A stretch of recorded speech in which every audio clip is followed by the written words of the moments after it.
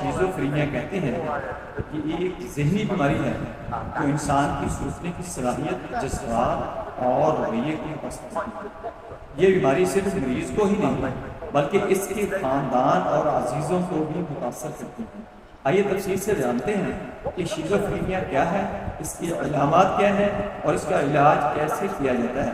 سیکسوفرینیا یا شیزوفرینیا ایک ذہنی بیماری ہے جو انسانی دماغ کو کے افعال کو متاثر کرتی ہے، جس کے نتیجے میں انسان کو حقیقت اور خیالات کے درمیان فرق کرنے میں مشکلات کا سامنا کرنا پڑتا ہے۔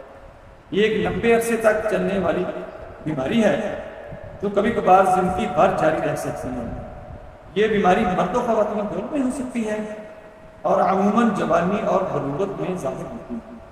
اس کی علامات جو ہیں وہ ہے